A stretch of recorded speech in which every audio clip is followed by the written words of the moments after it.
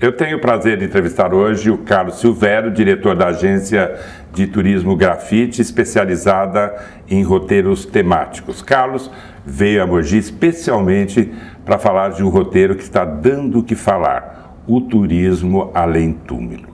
Um circuito turístico realizado na capital que inclui prédios antigos, igrejas, cemitérios, que tenham lendas e histórias sobre fantasmas e almas do outro mundo.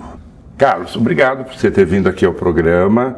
Afinal de contas, a gente sabe que é uma aventura numa quinta-feira à tarde com chuva sair de São Paulo, E a gente publicou até uma matéria no jornal Caderno W, que é o meu jornal impresso, que já está repercutindo, Eu queria que você falasse um pouquinho aqui sobre esse seu trabalho, sobre essa sua agência. Ok, boa tarde, eu que agradeço a oportunidade, é um prazer estar aqui com você.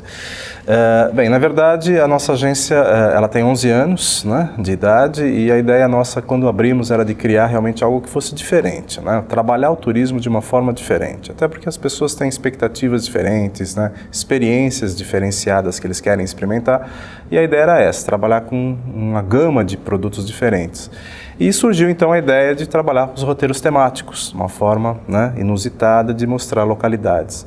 E São Paulo, na verdade, oferece toda essa gama de serviços. Enfim, e aí resolvemos fazer então. E um dos primeiros circuitos que nós criamos foi esse São Paulo Além dos Túmulos, em 1999, na verdade foi criado através de muita pesquisa, E aí demos corpo a ele então e fizemos o lançamento em 2000 da primeira saída com o ônibus lotado, E a partir de então começamos a desenvolver aí saídas mensais, para atender esses públicos tanto de fora da cidade, que estavam em visita pela cidade, como o próprio paulistano e as pessoas da grande São Paulo. São Paulo, como Mogi das Cruzes, Aliás, eu soube que nessa semana o seu pessoal esteve lá no programa do Jô, Isso. E que, aliás, tem saído em todos os jornais aí da capital o seu roteiro turístico, Fala um pouquinho para a gente a respeito dos itens que compõem esse roteiro, Ele é produzido para quantas pessoas? Um ônibus normalmente cabe o quê? 30 pessoas, não é isso? Mais 30 pessoas. Nós trabalhamos hoje com a média de 46 lugares no ônibus, Então a ideia é trabalhar com um grupo até grande, Mas não mais do que isso, dentro dessas saídas mensais. E aí existe toda uma produção, obviamente, um preparo. Nós abrimos as reservas com 2 meses de antecedência. Assim que lota o ônibus, a gente encerra. Havendo uma nova possibilidade de um novo grupo, a gente abre um ônibus extra, mas em outra data. E aí tem toda uma produção, porque o ônibus é todo decorado, com um tema específico, Então, caveirinha. Sim, essa caveira aqui, essa caveirinha, por exemplo, é uma das que a gente coloca nos bancos, enfim, para que as pessoas possam realmente criar o clima, vivenciar aquela ambientação do espaço. Então, enfim, a caveira maior, enfim, vários morcegos, enfim, vários elementos a gente decora. Tudo que tem a ver com uma coisa meio assim de terror. Exatamente. E aí a sua equipe? É uma equipe que é treinada para isso, Deve fazer muita pesquisa, por exemplo, quando se vai, por exemplo, a um cemitério como o da Consolação, que a gente sabe que tem muitas obras de arte lá, Quer dizer, ele tem que ter conhecimento para poder passar isso para os turistas, Exatamente. Ele é um tour cultural, na verdade, Então, obviamente que as pessoas buscam, o fantasmagórico é para dar um clima, Exatamente, mas a ideia é trabalhar essa questão cultural. Então, os guias são especializados em história da arte, que são pesquisadores de arte tumular, são credenciados pelo Ministério do Turismo para serem guias, estão sempre reciclando conhecimentos, trocando informações. Eu mesmo, quando recebo informações novas, a gente troca muitas informações, fazemos adaptações a cada tour. Então, nunca um tem a mesma cara que o outro, porque ele está sempre sendo adaptado. Novidades, enfim. E essa produção, então, se equipa para poder estar sempre montando. Então, o ônibus. Porque qual é o objetivo maior desse circuito, essencialmente? E esse circuito, qual é a duração que ele... 4 horas. 4 horas. 4 horas. Geralmente ele acontece aos domingos, das 14 às 18 horas. Certo.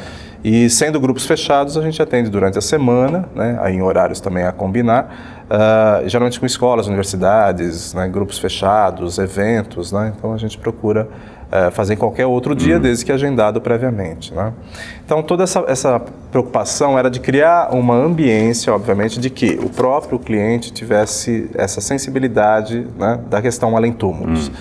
E, obviamente, que a gente se preocupou um pouco com esses detalhes, né? Com a questão dos sentidos humanos, né? Então, a questão da decoração do ônibus é a questão visual, né? Então, ele entra no ônibus... Já mexeu com o sentido. Exatamente. Paralelamente, a questão auditiva. Então, todas as músicas. As saídas são tematizadas com músicas específicas que façam menção à questão da morte. Por exemplo, além túmulo tem aquele ar fantasmagórico, né? Sim. Marcha fúnebre, tem músicas que falem, né, a respeito disso, enfim.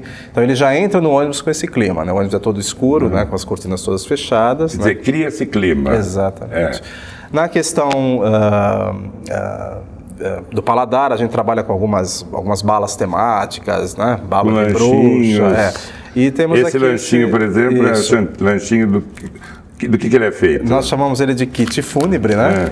Na verdade, ele é envolto então com papel preto, com fita roxa, e na verdade é uma degustação para as pessoas comuns. Né? E o público-alvo, por exemplo, o público assim, nesse mensal que vocês fazem lá da agência, que saem da agência, né?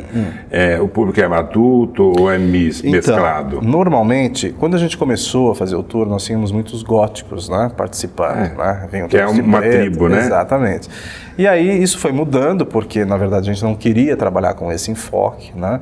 A ideia era trabalhar como turismo cultural, quer dizer, arte tumular, falar um pouco das histórias, dos mitos e lendas urbanos, né? Mas não com sensacionalismo.